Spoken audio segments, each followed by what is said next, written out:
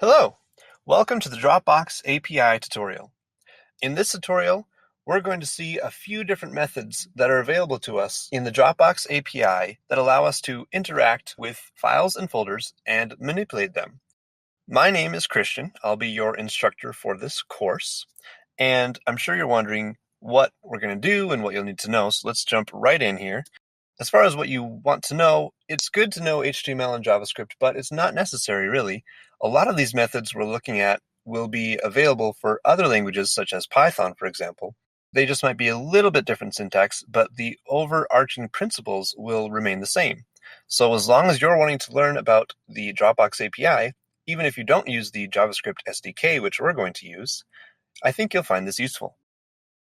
As for what you'll learn, we'll go over getting some files, getting the thumbnails for those files, and moving those files around. Now, I want to mention again, there are many more options available in the Dropbox API, many different methods that you can use to manipulate files and folders.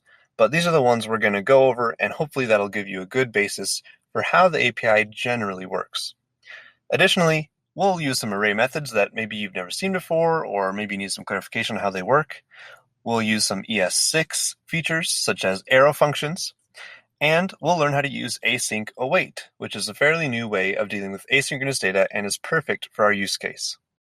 As for what we're building specifically, well, take a look here, and you'll see that we have a file organizer 3000, as I've affectionately named it.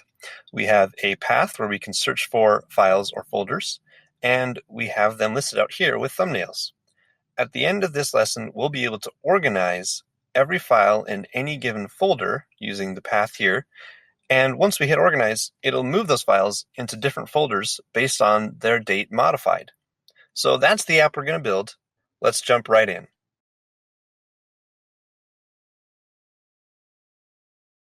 Before we start coding out the app, I'd like to go over the developer documentation real quick. So if you want to click right here on the slide or just go to dropbox.com/developers, you should see something like this. It'll show you a dashboard of sorts, and if you go over to My Apps on the left-hand side, you should see a blank page because most likely you don't have any apps yet, and then you can click on Create App up at the top right. That'll get an app started for you. Now, before I go further, I should mention you don't need to do this to take this course. Just going to give you some brief information on how to set up an app so that when you do set up an app, you can be familiar with it, and it'll help you know how I set up this app.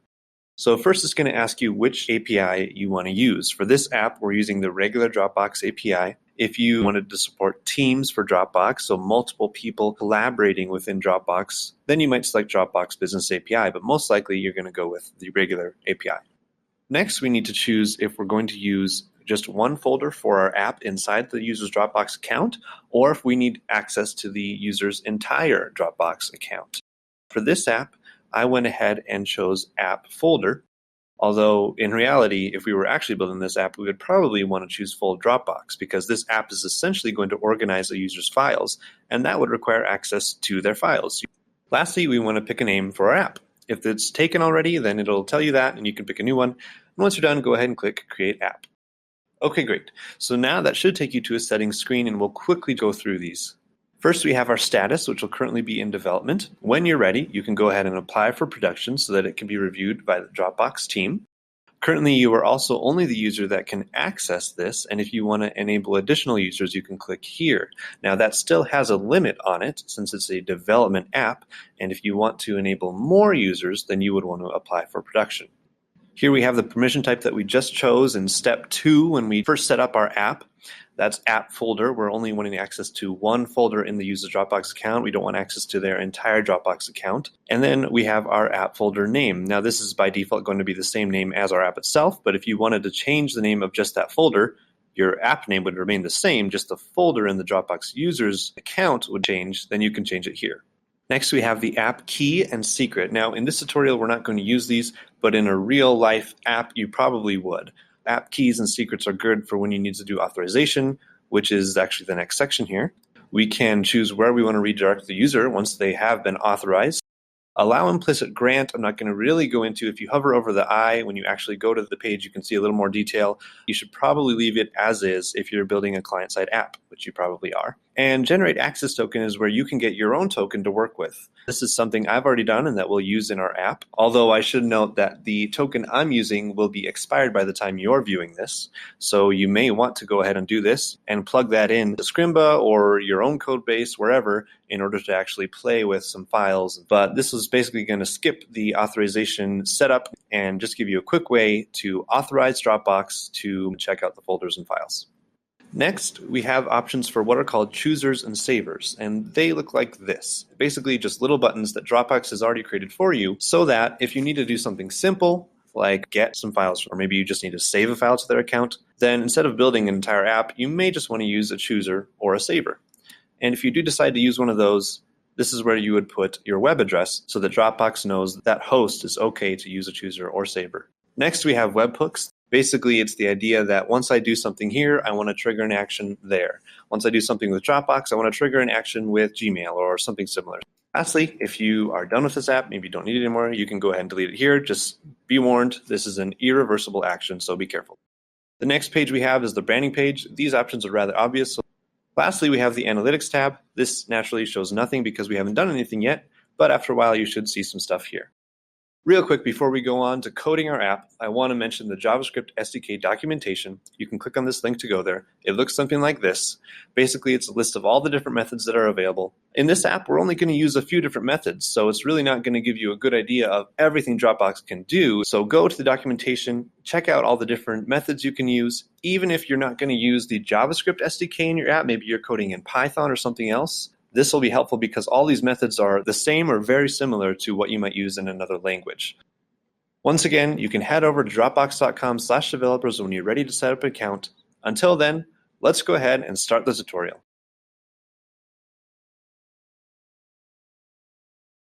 Let's begin by importing the Dropbox SDK.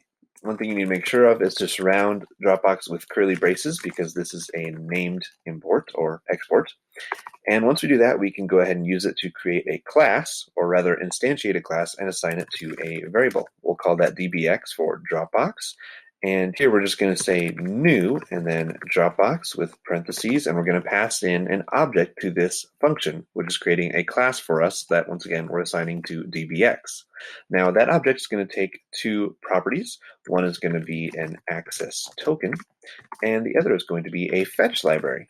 Now, there are different fetch libraries you can use, in which case you'd put whatever fetch library here. But if you just want to use the native window fetch library, then you can just put fetch, and that uses the ES6 feature of simply assuming that the property and the variable are the same, which they are. For the access token, you'll want to go ahead and use your own, because by the time you view this, the access token I'm going to put right here is not going to be valid any longer. So go ahead and go to dropbox.com/developers. I'll go ahead and paste that link up here and set up your account to get your own token. And once you do that, you can replace the token here in whatever lesson you want to play around with. If you don't really want to play around with the code, of course, you don't have to do this. Everything will still work. It's not absolutely necessary, but part of the beauty of Scrimba and having lessons on here is that you can play around with the code, and you're not going to be able to do that unless you change out this access token. So I do encourage doing that, but either way, we've imported our Dropbox SDK, and we're now ready to use this DBX variable.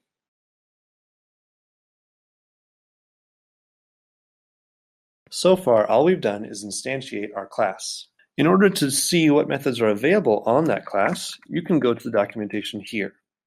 We're just going to go ahead and use as our first method something called files list folder, which will essentially take the folder and list out the files inside that folder. So this takes a lot of different options on the object that we pass in, but we're just going to use for now the path.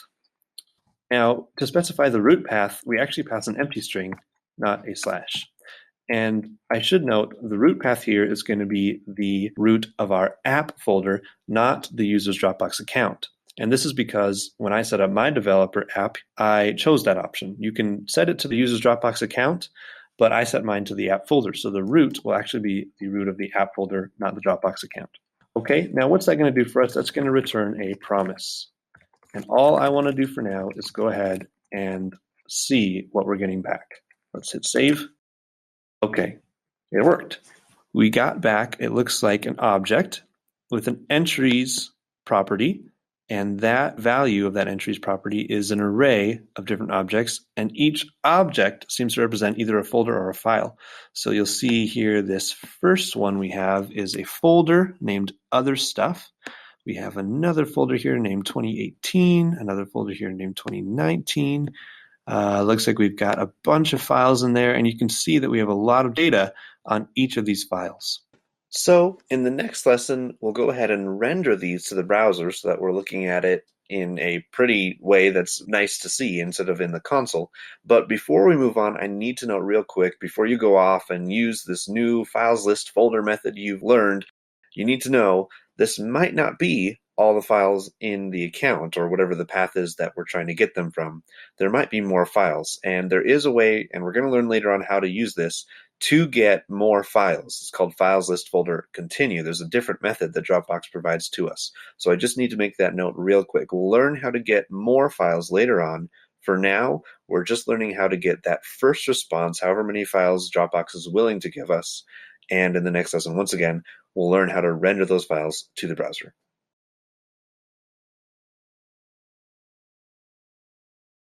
As it is now, our application only logs the result that we're getting back from Dropbox. That's fun and all, but let's see if we can render things to the browser. I know this tutorial is more about Dropbox, but I thought it might be useful to see how we're making things happen in the DOM. First of all, we need to declare an element to interact with. Here I'm declaring a variable called fileListElem for element, and using document.querySelector to select an element with the class of JSFileList. I like to put JS at the beginning of my class names just to know that I'm dealing with JavaScript, so I don't accidentally mess with them when I'm just dealing with HTML or CSS. I'm going to go ahead and do a little refactoring here to set up our app. What I've just done is declare a state variable that will hold our state. Right now it's just one files property, which is an empty array. I've moved our call to the files list folder endpoint into an init function, which we can call at the end after declaring our other functions.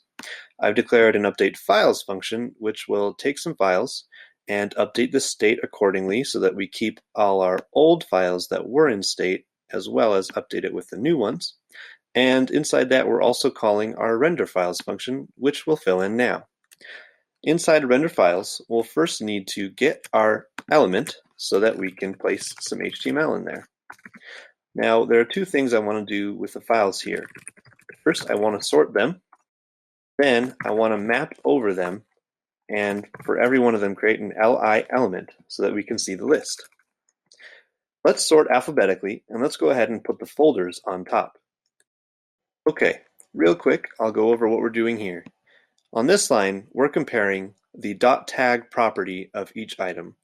If you'll recall what we logged to the console, every item in the array is going to have a .tag property that is either a folder or file.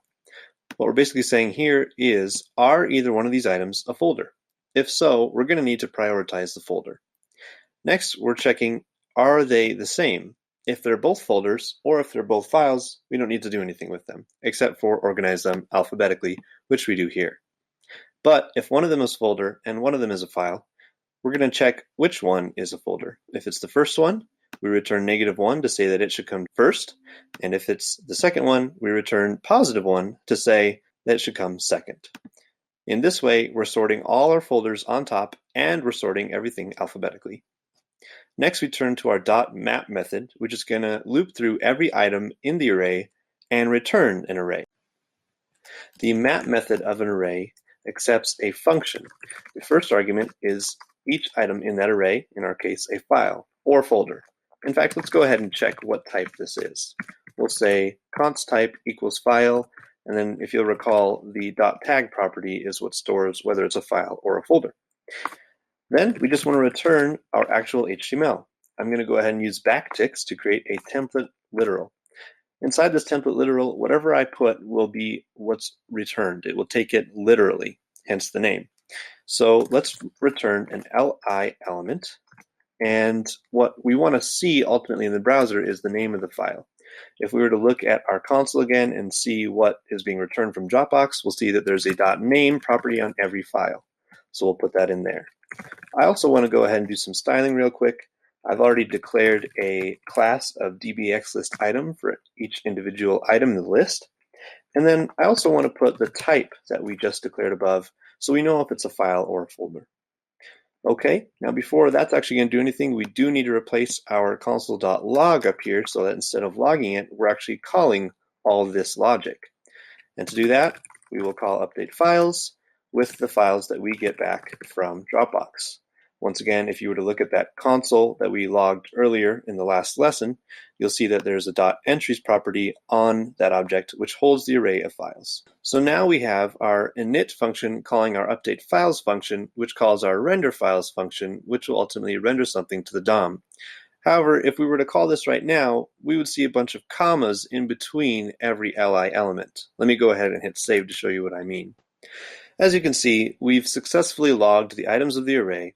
However, we are seeing commas in between every item.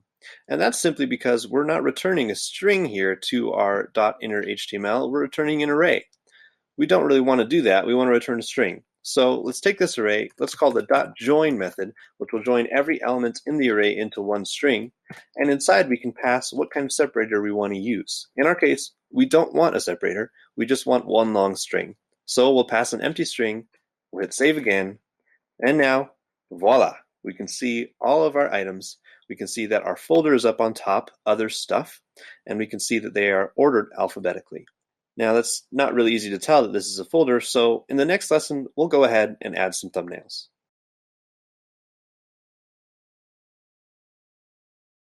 Right now, our app is working and we're displaying our files, but it doesn't look great yet. What we'd like to do in this lesson is go ahead and add some thumbnails. Now this lesson is going to concentrate on simply rendering those thumbnails, and the next lesson we'll see how we can get the actual thumbnails for each file from Dropbox. What we want to do here ultimately is in our render function, while we're mapping over each file, is check if that file has a thumbnail property, and if so, use it, and if not, go ahead and use a default. Now the first thing to keep in mind here is that folders do not have thumbnails. So essentially our first check is going to say, are we dealing with file? And if we are dealing with a file, then we can go ahead and use a thumbnail. If not, we'll just use a default folder thumbnail. Let's start by declaring a thumbnail variable. First, we have our check to see if it's a file. If it is, we want to go ahead and use the thumbnail property on the file, in other words, the actual thumbnail. And if not, we want to go ahead and use a default thumbnail. We're going to go ahead and check this with a ternary expression. In case you're not familiar with ternary expressions, they essentially take the form of if something, and if that's true, do something, and if it's not, do something else. Okay, so let's go ahead and write that out. What are we going to test? Well, first of all, we need to assign something to our thumbnail variable, and here's where our ternary expression starts. We're going to go ahead and check if there is a thumbnail property on our file. If there is, then we're going to go ahead and use that thumbnail, and if not, we'll use a default.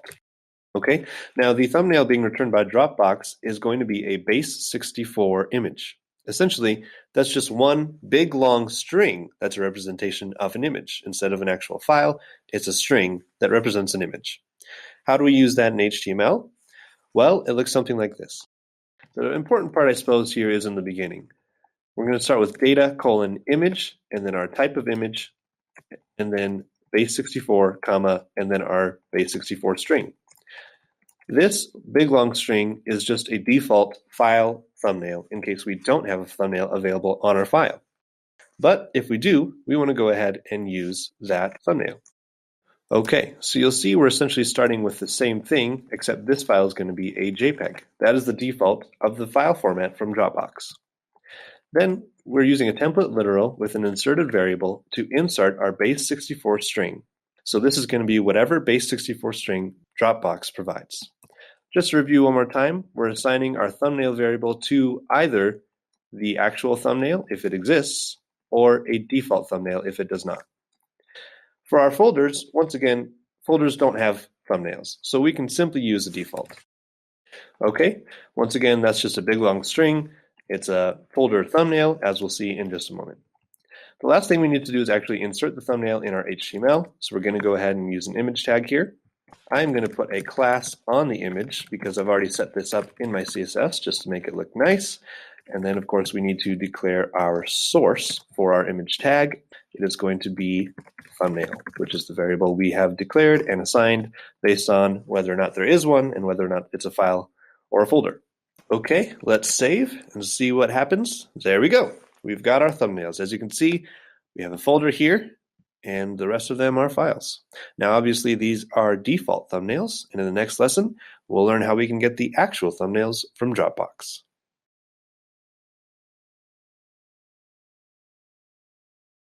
In the last lesson, we learned how to render thumbnails with our files. In this lesson, we'll go ahead and learn how to get the actual thumbnails from Dropbox. If you look at the documentation, which I've linked at the top here, you'll find that there's a method available to us called files get thumbnail batch. And that function takes an argument, which is an object that has an entries property, which is an array of objects, each object having a path and an optional size. This is the basic format for the request we'll be making. Okay, so we're getting an array of files, and we want to turn that into an array of paths. So let's go ahead and do that now. We'll say const paths equals, what do we need to do to our array first? Well, first let's filter out all the folders, because folders don't have thumbnails. Here we're using the filter method on an array, and that takes a function, the first argument of which is the item in the array we're working on, and it simply returns true or false. If it returns true, we keep that item. If it returns false, we get rid of it. In this case, we're checking to see if the .tag property is equal to file, because if it is, it's file and we want to keep it. If it's not, we don't want to keep it. Now that we've filtered our array so that we only have files and no folders, we can go ahead and map over every item. And what we'll ultimately want to return for every item is this object down here. Okay, so we need to return that item, but how do we do that? Instead of just typing curly braces, we can actually surround those curly braces in parentheses to return a literal object. All right, so what is our path? Well, that's actually available on the file itself as path lower. If you'll recall, we originally started this app by making a call to files list folder, which gave us a list of folders and files, each of which had lots of information. And one of those pieces of information is path lower. For the size, you'll have to go ahead and look at the documentation to see what sizes are available. But for our uses, we want to go ahead and use 32 by 32. Okay, so instead of this array here, we will pass the paths array we just created. And that will return a promise. So let's go ahead and see what we get back simply by logging into the console. Before we can do that, however, there are a couple things we need to do. First off, if we look at our documentation, we'll find that this thumbnail batch call actually has a limit on it, so we can't get more than 25 at a time. It turns out this files list folder call also has an option for a limit, so this would be a good place to remedy that. Let's go ahead and put a limit of 20 for our demo purposes. And then, of course, we need to call our new function somewhere. Let's go ahead and call it in the update files function and make sure to pass in the files array. Okay, so when we initialize our app, we are making a call to files list folder to get the files and folders. Then we're calling update files, and then we are calling get thumbnails. Let's go ahead and save to see what happens.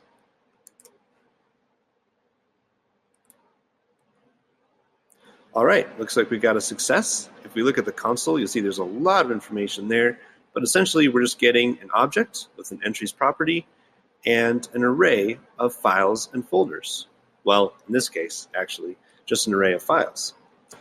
All right, so now that we have our response back from Dropbox, we are ready to start working with it and assign our thumbnails to our files. Essentially, what we want to do is just create a thumbnail property on each file object that holds the thumbnail data. Now, this next part gets a little bit complicated, so I'm just going to go ahead and paste it out, and then we can walk through it step by step. First of all, we're going to make a copy of our current state.files array. We do that very easily with the ES6 spread operator. That's those three dots here at the beginning.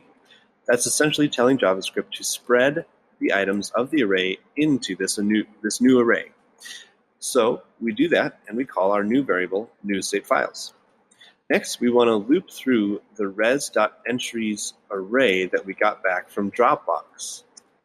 That res.entries array is just going to be an array of objects. Each object has a lot of information on it, but one of the properties on the object is thumbnail, and that's the one we're interested in. We want to get the thumbnail of that object. So we're going to loop through each item in the array, and in order to know which item we need to update the thumbnail of, we first need to figure out where it is in the array. So we're declaring here a variable called index.update. That's going to figure out, okay, what item in our new state files array, remember that's just a copy of our current state, which item do we need to put a thumbnail on? And the way we figure that out is using a method called findIndex. This is a method available on the array prototype, so any array you work with is going to have this findIndex method. And it's similar to the .filter method that we used earlier in that it's ultimately going to return either true or false. And what we're testing here is just to see if the path is the same. So if the path is the same, it's the same file, right? And if it's the same file, that's the one we want to update. So we pass an argument to the item we're going to be working on, and we just test to see if the path is the same. And if it is, that's the index that we want to use. So we plug that index in here, and we say, in our new state files array, find this index and add the .thumbnail property to it and make it equal to whatever the thumbnail was that Dropbox returned for that file. And once we do all that for every single item in the array, we can finally assign state.files to our new array of files. And the only difference here is this array has thumbnails. That's the only difference between these two arrays. So we've added our thumbnails to our items in our array, and finally, we render them to the screen. Let's hit save and see what happens.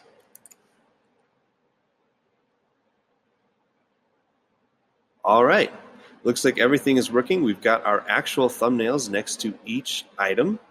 Everything seems to be working fine. You'll notice that at the top here we have a folder, and that does not have a thumbnail, which is normal, but every other file does. So everything was successful, and we're ready to move on.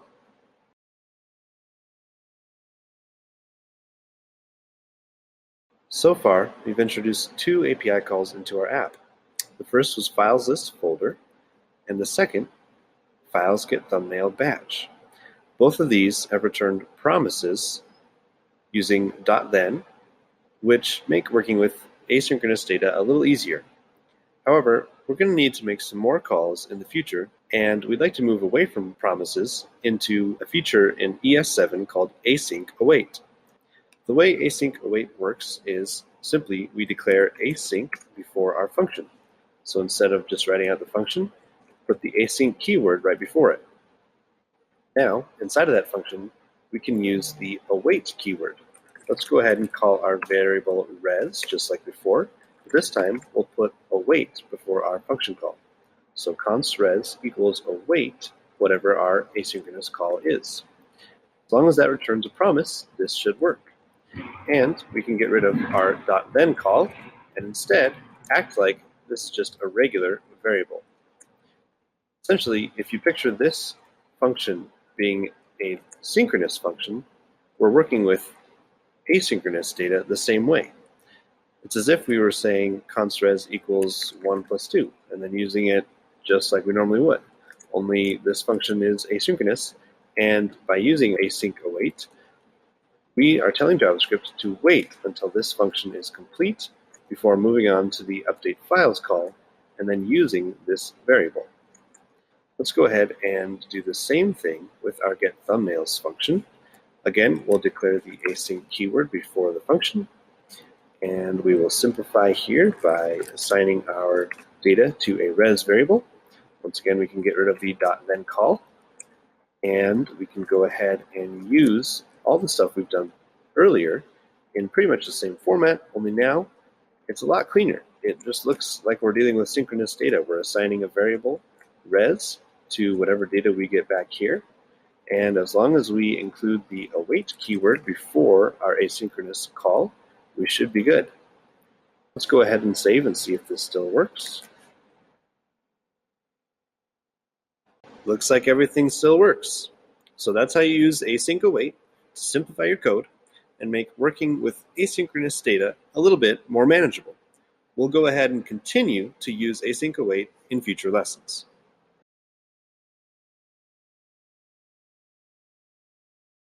We just learned how to render thumbnails after getting them from Dropbox. In order to get those thumbnails, we had to limit our first call to get files to only 25 at the very most, and we chose 20. However, there are more than 20 files in our folder. In this folder that we're using for our demo, there are actually 37 files. So what do we do if we want our thumbnails, but we still want to get all the files? Well, Dropbox has a way to do this. For the sake of demo purposes, let's go ahead and change this limit to 5. As you can see here, we're only getting 5 files. One of them is a folder. To show how we can resolve this, I'm going to take a look at an online tool that Dropbox provides, and I've linked it right here. They call it the API Explorer.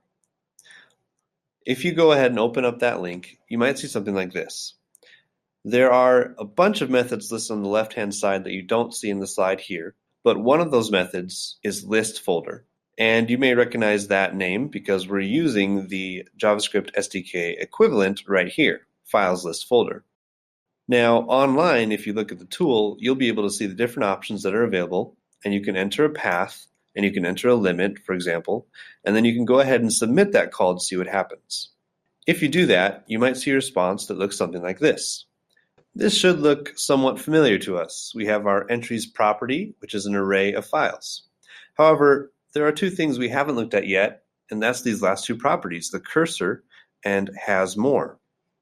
The cursor is essentially a very long string that keeps track of where we are in the process or in the folder. It's sort of like a you were here last time you made this call pointer. And the has more property tells us, are there more files to get? In this case, it looks like there are. So we can use the has more property to tell if we have more files to get, and we can use the cursor to actually get those files. And we would do that with another method that's similar to the one we already used. If we look at the API Explorer, it would be under list folder / continue. Now, the JavaScript SDK name will be a little bit different, but we'll go ahead and look at this for now. If you look at the online tool, you'll be able to enter the cursor right here in a box and submit a call. That will show you another object similar to what we've already seen. We have an entries property, which is an array of files. And you can do this over and over again until finally, at the very end, once there are no more files, you'll see has more equal to false. In other words, for every response we get from Dropbox, we want to check the has more property, and if it's true, use the cursor to get some more files, and then repeat that process until eventually has more will be false. And that's what we'll learn how to do in our next lesson.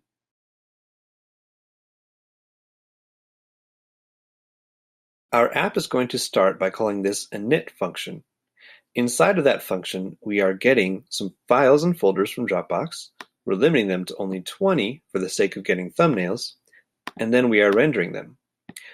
After we make this call, though, we want to check if there are more files.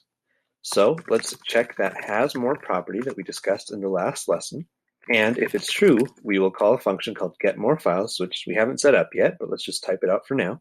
And into that function, we'll need to pass the cursor so it can use that to get more files. And in this case, since we'd like something to happen with those files right away, we'll also pass a callback. So this is going to be a callback function here that's going to receive more files from our getMoreFiles function. And what do we want to do with those files? Well, we want to do the same thing we did with our first set of files. We want to call update files. And remember that the entries property is where those files are stored. Once again, we're going to call a getMoreFiles function that we still need to create. We're going to pass in the cursor, and we're also going to pass in a callback function so that when more files are retrieved, those files can be passed into this function and we can update files. Okay, now when we're doing this, I'd like to show a loading message to the user so they know something's happening. Let's go ahead and store that in a variable here. Now that we have that variable, we can simply hide or show that element whenever we're loading or not loading. Okay, so we're showing our loading message, we're running our getMoreFiles function, we're hiding our loading message, and in case we don't actually have any more files, we'll skip that block altogether and we'll just make sure our loading message is hidden. Now this getMoreFiles function is obviously going to be asynchronous, so we need to make sure to put await here. And that keyword will work because this init function is asynchronous. If we didn't have this async keyword here, that await keyword and this await keyword would not work, but they do. So after our getMoreFiles function is complete, then we can continue with our code. Now we get to create our getMoreFiles function. Okay, the first thing we need to do is figure out what Dropbox method there is for us to call. If we look at the documentation, we'll find that there is a method very similar to FilesListFolder called FilesListFolder continue. And that method is going to take an object with a cursor property, which is going to be the cursor. Using object restructuring, we can actually shorten this to just say cursor, because it is assumed when we write it like this that the property name and the variable that is the value will be the same, which they are.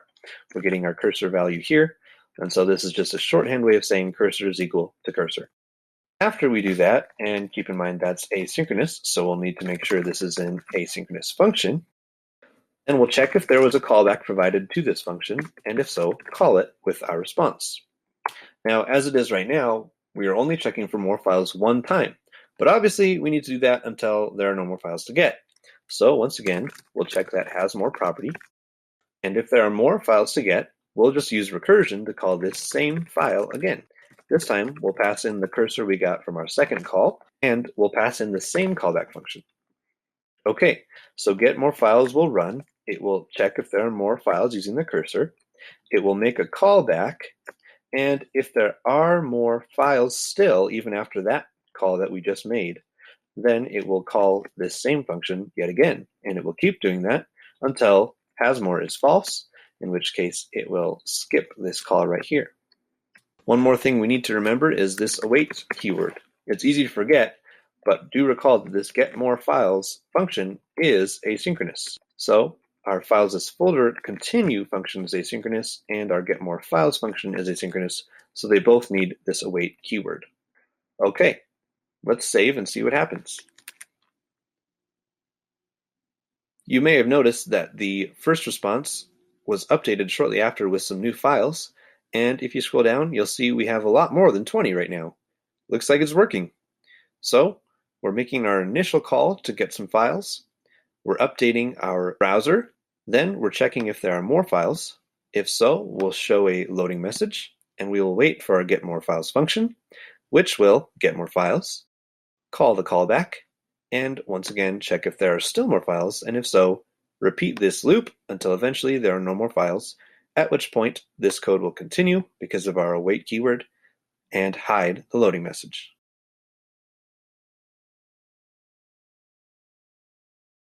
We've done some pretty cool things in our app already. However, one thing that would be nice is if we weren't restricted to just the root path all the time. Let's go ahead and build that out now. If we look at our app currently, you'll see I've made some changes with the CSS and HTML, but the important thing for this lesson is this folder path input up here. Ideally, we'd like to let the user enter some sort of path in here and go to it. In our app right now, we only have one folder, other stuff, so it'd be nice if the user could say, hey, I want to go to other stuff, and hit enter or hit the button and go to the path. Right now it's not working, it's just refreshing the page, so let's go ahead and build out that logic. First off, we'll need to declare a couple new variables to reference some HTML elements and get the data from that form. So we've declared one element for the form and one element for the input. Why do we need both? Well, for the form, we want to use that to listen to the submit event. That's how we'll know when the user has actually changed anything about the path. So we'll add an event listener, and we'll listen for that submit event, which will give us an event. I've labeled that as E here. And the first thing we need to do is prevent the default behavior of forms, because that will refresh the page, and we don't want that. Next, we need to get the value for the input. Remember that is at root path input. That's declared up here. and we can get the value simply by saying .value. However, in Dropbox, the root path is expressed with an empty string and not a slash, which a lot of people are used to. So I do, real quick, want to do a check and see if they entered it equal to a slash. If so, let's go ahead and use an empty string. If not, we can go ahead and use that value. Also, people sometimes make mistakes with capitalization and such, so let's turn this into a lowercase string. That way we're always dealing with lowercase. Now, we're not actually doing anything with this variable yet, so let's think about what we might need to do. It would be nice if this root path was available throughout our app. We may need to use it elsewhere. So let's actually go ahead and put that on state. It might change over time, so that seems like a good place to put it. Okay, so now we are assigning the root path property of the state object to whatever the root path is that the user enters when they submit the form. What else do we need to do? Well, we don't want to show the folders and files from the old path, so let's go ahead and clear those out. Also, there is one quick thing I want to do with the HTML. All I'm doing here is referencing that loading element that you see sometimes when the app first starts, and I'm removing the hidden class to show the user that it is loading. And, well, if we think about it, we're basically starting over in our app. When we first pull up the app, it's loading files, and then once it's done loading, that loading message is hidden, and we can start using it. We want to do the same thing here every time a user changes the path, so let's just go ahead and call our init function right now. That will basically start our app over. It will get this files list folder called, and it will search for whatever the path is, except we don't want an empty string here. We want whatever our root path is that the user entered. Okay. So anytime the user submits that root path field, it will get the value, it will store it on our state, it will show a hidden message, and it will reinitialize our app. Oh, I just realized I forgot to put parentheses after our to lowercase method. Sorry about that. Now let's go ahead and save and see what happens. Okay, we only have one folder here, other stuff. So I guess that's the folder we're going to be testing. Here we go. And it works. I can look in my Dropbox account and confirm this is indeed the contents of the other stuff folder, so everything is working as it should. In the next lesson, we'll learn how to make this organize button work to magically move our files into their respective folders.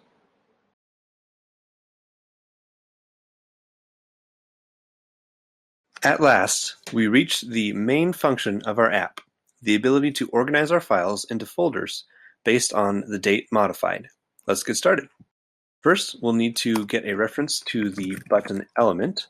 We'll go ahead and call it Organize Button. Then we need to listen for a click on that button. Since organizing our files will be asynchronous, let's show some sort of message to our user to indicate that something's happening. First, we'll disable the button.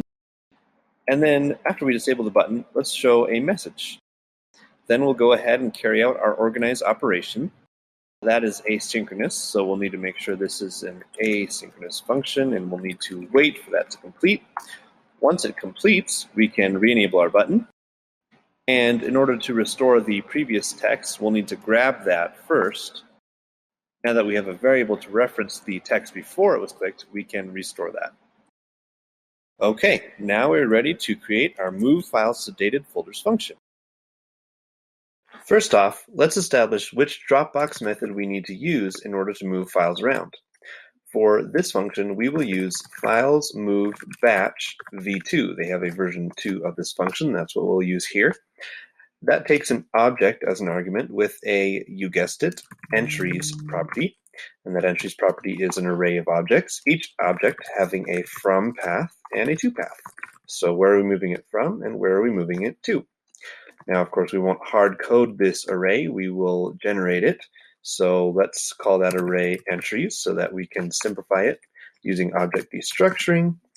And let's create that entries array up here.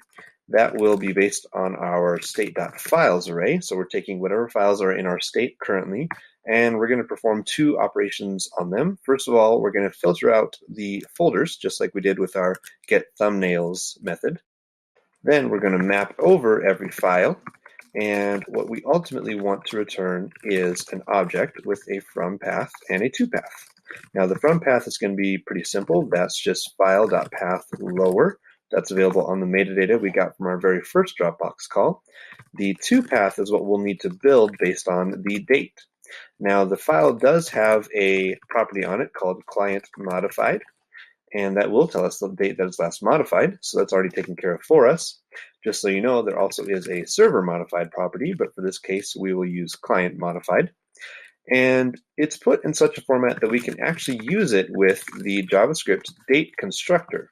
So we will do that in order to have this date variable, something that we'll be able to work with in order to get the year and the month and whatever other information we need from this date. Okay, so essentially what we're going to use to build our path is a template literal with 4 different variables. We have our root, then our year, then our month, and then the file name. So for the root, that's found on our state object, so state.rootPath. Our year is going to come from that date variable we just created, and you can get that by typing in here get full year. Our month is going to be a little bit weirder than a year. It's going to be get UTC month, and also the month number is 1 behind what you might think it would be, so January is actually 0. So we add 1 to whatever the month says it is in order to make it more reasonable. And then finally we have the file name. All right, that's all for this lesson. In the next lesson, we're going to finish building our move files function, and we're actually going to see our app do its magic.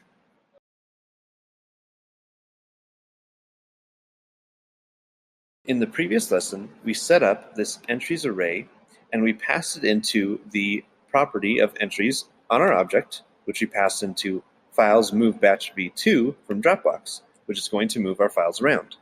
Now we need to handle whatever Dropbox does. So what is it going to do, and what's it going to return to us? Well, it could return one of 2 things. It may be an object saying that the job is done, which will say success, or it may be an object with an asynchronous job ID. Now, if we get back an asynchronous job ID, then we know that it's still working. So here, I'm just pulling out that property from our response object. And if that property exists, whatever is inside of this if block will run. And so what do we need to do in here? Well, we need to check on that job. Now, how do we do that? Dropbox actually provides a similar method to us. And that method is called files move batch check v2. And in that method, we pass in an object with our asynchronous job ID. Okay, so we'll want to make sure that we're waiting for this to complete. And you'll notice I used the let keyword there because we're going to reassign that res variable. And we're going to do that right here because we want to reassign it to a new value when we check on the current status. But we don't want to do that one time. We actually need to keep doing that until we get a response saying that that job is done. So how do we do that? Well, we're going to need to set up a loop. Here we've set up a do-while loop. With a do-while loop, the logic inside the brackets will run at least one time, regardless of our logic here inside of the parentheses. And that's what we want. We need to make sure if we're getting an asynchronous job ID back from our response that we're following up on that at least one time. Then it will keep doing that as long as this logic inside our while parentheses is true. And here we're simply checking the .tag property of our response to see if it's still in progress. As long as that .tag property is in progress, our job is still working, so we need to keep checking. So we will loop over this continually until eventually that .tag property is something else, maybe success, maybe failure. Either way, we know the job is finally done. Now that's it for our move files function, but once that's all done, we want to change the UI a bit. So let's go back up to our button. Here we are waiting for our function to be done, and after it's done, we are re-enabling our button, and we are showing the original message of our button, but we also need to reinitialize our state, just like we did with our root path form. So when someone changes the path, we need to clear out the current state of files, show the new files the new path, and we need to show that loading message while we're doing that. And then we need to reinitialize our whole app. So we want to do the exact same logic, and because of that, I'm going to refactor here a little bit. Okay, all I've done here is move that logic into its own function called reset, and we're calling that same function with our root path form and our organize button. Okay, so that's pretty much everything we need to do. Let's save and see what happens. All right, the moment of truth. Here we go. Now, as you can see, we're getting responses back from Dropbox. This is our loop running. It is logging out whatever response we get, and you'll see that .tag property is still in progress. So that loop needs to keep running, and our button is disabled, and it says working. So we are waiting for this job to complete. And there we go. You can see we have a .tag property with complete, and if you look at our file structure, well, there are no files. We just have folders now. We have a 2018 folder and a 2019 folder. We still have our other stuff folder, so that hasn't moved, which is good. Let's go ahead and check out the contents of these new folders. 2018, okay, that has a 12 folder, so that's December. Let's go into that and see what we have. And there we go. Here are our files. Looks like all the files moved successfully into our folder, and we've set it up so that there's also a 2019 folder with January. So it looks like our files were spanning across 2 different months, and they've all been moved successfully. Our app officially works. Awesome. Now, there is one thing I want to mention real quick, and that is error handling. It's not something we've really done in any of our methods thus far, but it's definitely advised in the real world. And with async await, it's actually not too hard. You simply surround your code with a try-catch block. So we're going to try whatever is in these brackets, and if it is successful, then great. It just carries on and does its thing. Otherwise, if there's any kind of error, it can go ahead and pass that error into a catch block. And we can do whatever we want here. We could log it to the console, or we could show something to the user. The latter would be preferable because we want the user to know something went wrong. And that's the whole purpose of error handling, so that we can actually do something with these errors and it can be a better user experience. So when you build your own app, it's definitely advisable to do some kind of error handling. And once again, you can wrap stuff in a try-catch block to at least form the basic foundation of error handling. So that's just a quick preview into how you might handle some errors just in case something goes wrong with Dropbox, or there's a network failure, or whatever it may be. And with that, we're just going to leave our app as is. It's basically complete. Of course, you can add more features. You're definitely encouraged to do so. But for the sake of our demo, what you see is officially our app.